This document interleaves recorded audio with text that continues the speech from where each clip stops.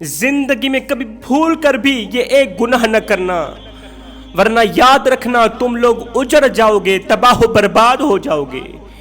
اس ایک گناہ نے بڑے بڑے عبادت گزاروں کی عبادت ضائع کر دی۔ نمرود کبھی بھی نمرود نہ بنتا اگر وہ یہ ایک گناہ نہ کرتا۔ فرعون کبھی بھی فرعون نہ بنتا اگر وہ یہ ایک گناہ نہ کرتا۔ اس ایک گناہ نے بڑے بڑے عبادت گزاروں کی عبادت خاک میں ملا دی۔ اللہ نے ان عبادت گزاروں کو صفحہ ہستی سے مٹا دیا، ختم کر دیا، عبرت کا نشانہ بنایا۔ آخر وہ کون سا گناہ ہے؟ اتنا بڑا خطرناک گناہ تو ہے نا۔ حضرت امام باقر رضی اللہ تعالی عنہ کے صاحبزادے حضرت امام جعفر صادق رضی اللہ تعالی عنہ کی خدمت میں ایک شخص حاضر ہوا، دست ادب کو جوڑ کر عرض کرنے لگا، یا حضرت، وہ کون سا گناہ ہے جس کے کرنے سے انسان کی نیکیاں گناہوں میں بدل جاتی ہیں؟ وہ کون سا گناہ ہے جو انسان کی نیکیوں کو اس طرح کھاتا ہے جس طرح آگ لکڑیوں کو کھاتی ہے؟ وہ کون سا گناہ ہے جو انسان کی عبادت کو، نماز، روزہ، حج، زکوٰۃ، ان تمام عبادات کو خاک میں ملا دیتا ہے، ضائع کر دیتا ہے؟ وہ کون سا گناہ ہے؟ حضرت امام جعفر صادق رضی اللہ تعالی عنہ نے فرمایا اے بندہ خدا، میں نے اپنے بابا حضرت امام باقر سے سنا، انہوں نے اپنے بزرگوں سے سنا،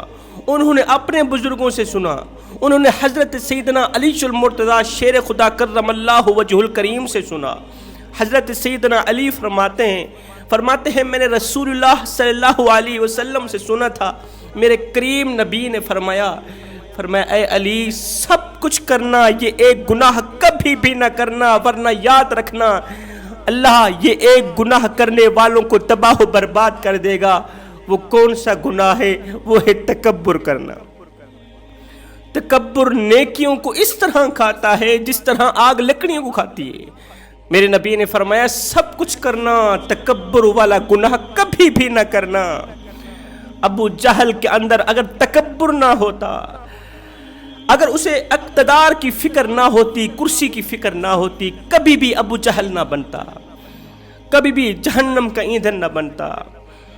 فرعون کے اندر اگر قطرے جتنی عاجزی ہوتی، اس کے اندر اگر تکبر نہ ہوتا، اگر وہ اللہ کی چادر کو ہاتھ میں پکڑنے کی کوشش نہ کرتا، وہ فرعون نہ ہوتا۔ کیونکہ اگر اس کے اندر تکبر نہ ہوتا تو وہ خود کو خدا ہی نہ کہلواتا، خدائی کا دعویٰ کرتا ہی نہ۔ اگر اس کے اندر تکبر نہ ہوتا، اگر اس کے اندر عاجزی ہوتی، عاجزی کا قطرہ بھی ہوتا تو اس کا کام بن جاتا۔ انسان کمزور پیدا ہوتا ہے مگر طاقتور ہوتے ہی خود کو خدا سمجھنے لگ جاتا ہے۔ ہاں انسان کمزور پیدا ہوتا ہے مگر 4 دن کی مہلت پا کر حضرت انسان اپنی اوقات بھول جاتا ہے۔ جب انسان اپنی اوقات بھول جاتا ہے پھر اسے اتنا پتہ بھی نہیں رہتا کہ مٹی کا کھلونا جیتے جی تو بہت شور مچاتا ہے لیکن جب مرتا ہے تو مر ہی جاتا ہے۔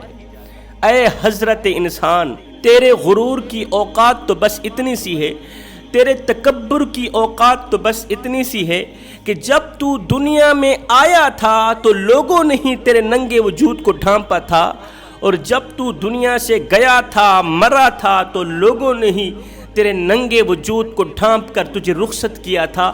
تو غرور کس بات کا کرتا ہے؟ پھر تیرے اندر تکبر کیوں ہے؟ میں کیوں لگاتا ہے؟ یہاں پر میں تمہیں ایک عبرت ناک واقعہ سنانا چاہتا ہوں۔ بنی اسرائیل کے 2 بھائی تھے، ایک بہن تھی۔ ایک بھائی دوسری منزل پہ رہتا ہے، ایک بہن اور ایک بھائی نیچے والی منزل پہ رہتے ہیں۔ ایک بھائی عبادت گزار ہے جس کے دل کا تعلق اللہ کی ذات کے ساتھ جڑا ہوا ہے، ہر وقت اللہ اللہ اللہ کر رہا ہے، اس کے دل کا تعلق اللہ کی ذات کے ساتھ جڑا ہوا ہے، ہر وقت عبادت میں مشغول رہتا ہے، دن کو روزہ رکھتا ہے، پوری رات قیام کرتا ہے، رکوع سجود کرتا ہے۔ یہ عبادت گزار بھائی اوپر والی منزل پہ رہتا ہے، اوپر والے کمرے میں رہتا ہے۔ نیچے والے کمرے میں دوسرا بھائی گنہگار، بدکار، سیاکار، بہن بھی گنہگار، بدکار، سیاکار۔ اللہ اکبر! یہ شباب و کباب کرتے ہیں، عیاشی میں زندگی گزار رہے ہیں، ان کے دل کا تعلق شیطان کے ساتھ جڑا ہوا ہے، اللہ کی نافرمانی کے ساتھ جڑا ہوا ہے، گناہوں کے ساتھ جڑا ہوا ہے، دن رات گناہوں میں گزر رہا ہے، دل کالے سیاہ ہو چکے ہیں۔ وہ عبادت گزار بھائی دوسری منزل پہ، یہ گنہگار بدکار بہن بھائی نیچے والے کمرے میں شباب و کباب کرتے ہیں، اللہ کی نافرمانیاں کرتے ہیں۔ وقت گزرتا گیا، ایک دن شیطان انسانی روپ میں اس عبادت گزار بھائی کے پاس آیا۔ شیطان نے کہا وہ کیا کر رہا ہے، کس طرح کی زندگی گزار رہا ہے، دن کو روزہ رکھتا ہے، پوری پوری رات قیام کرتا ہے، نہ کھا سکتا ہے نہ پی سکتا ہے، نہ کوئی عیاشی مار سکتا ہے، نہ کوئی مزے لے سکتا ہے۔ 200 سال تیری زندگی باقی ہے، میں اللہ کی طرف سے فرشتہ بن کر آیا ہوں، 200 سال تیری زندگی باقی ہے، عمر باقی ہے، 1 سال عیاشی میں گزار لے، اگلا 1 سال عبادت میں گزار لینا، پھر توبہ کر لینا۔ اللہ جو فرماتا ہے جو گنہگار اس قدر اس سلیقے سے اگر توبہ کرے، توبہ کرنے کا اس کے اندر سلیقہ ایسا ہو، وہ رو کر توبہ کرے، آنکھوں سے آنسو بہا کر توبہ کرے، تو میں اس کے پچھلے گناہوں کو نیکیوں بدل ڈالوں۔ ہو سکتا ہے اللہ تعالیٰ تیری عیاشیوں کو نیکیوں بدل ڈالے، ہو سکتا ہے اللہ تیری نافرمانیوں کو، گناہوں کو نیکیوں بدل ڈالے۔ ابھی 200 سال عمر باقی ہے، تو نے کیوں اپنی زندگی اچیرن بنا رکھی؟ اٹھ نیچے جا، تیرا بھائی تیری بہن شراب و کباب میں مصروف ہیں، پانی کی جگہ شرابیں پیتے ہیں، مستیوں میں مصروف ہیں، عیش و عشرت کی زندگی گزار رہے ہیں، نمائش کر رہے ہیں۔ نیچے جا، تو بھی ان کے ساتھ زندگی کے مزے لے لے، نمائش کر لے۔ اللہ اکبر! شیطان نے اس عبادت گزار کو گمراہ کر ہی لیا، اس کی آنکھوں پر پردے ڈال ہی لیے۔ یہ عبادت خانے سے باہر نکلا، عبادت گزار اپنے عبادت خانے سے باہر نکلا، کہاں جا رہا ہے؟ نیچے اپنے بھائی اپنی بہن کی طرف جا رہا ہے عیاشی مارنے کے لیے۔ اللہ کرنا ایسا ہوا، نیچے والا بھائی نیچے والی بہن بیٹھے بیٹھے اچانک ان کے اندر اللہ کا خوف آیا، اللہ نے ان کے اندر انقلاب برپا کیا، ایک دوسرے سے کہنے لگے، گنہگار بہن گنہگار بھائی سے کہنے لگی، بھائی 4 دن کی زندگی ہے، اللہ نے ہمیں حضرت انسان بنا کر دنیا میں بھیجا تھا، ہم تو کیڑوں سے بھی بدتر نکلے، بس کریں، غفلت میں جو زندگی گزرنی تھی گزر گئی، جو ہونا تھا ہو گیا، باقی والی زندگی ضائع مت کریں، اللہ کے ساتھ صلح کر لیں، توبہ کر لیں، ہو سکتا ہے اللہ ہماری توبہ قبول کر لے۔ چلتے ہیں اپنے عبادت گزار بھائی کے پاس، دوسری منزل پہ بیٹھے عبادت گزار بھائی کے پاس چلتے ہیں، توبہ کرتے ہیں، ہو سکتا ہے اللہ ہماری توبہ قبول فرما لے۔ اللہ اکبر! وہ عبادت گزار بھائی نیچے عیاشیوں کے لیے جا رہا ہے، اس کی نیت بدل گئی ہے، اچانک اس کا دل کالا کر دیا میرے اللہ نے، اچانک اس کا دل کالا ہو گیا۔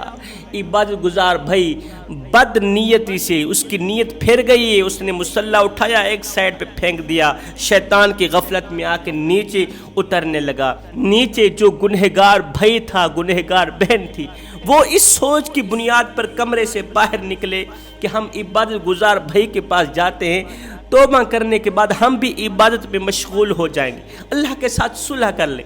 ان کی نیت بدل گئی ہے، ان کا کالا دل اللہ نے روشن کر دیا ہے۔ وہ کس نیت سے نیچے آ رہا ہے، یہ کس نیت سے اوپر جا رہے ہیں؟ رات کا دوسرا پہر تھا، گنہگار اوپر کی طرف جا رہے ہیں، عبادت گزار نیچے کی طرف آ رہا ہے۔ اندھیرے کی وجہ سے تینوں کا ٹکراؤ ہوا، تینوں سیڑھی پر گرے، زمین پر آنے سے پہلے تینوں ہی مر گئے۔ اب جنت والے فرشتے بھی آ گئے، جہنم والے فرشتے بھی آ گئے۔ اللہ کیا کریں؟ میرے اللہ نے فرمایا، فرشتوں دیکھ لو، جس کا دل سفید ہے اسے جنت میں لے جاؤ، اور جس کا دل کالا ہو چکا ہے اسے جہنم میں لے جاؤ۔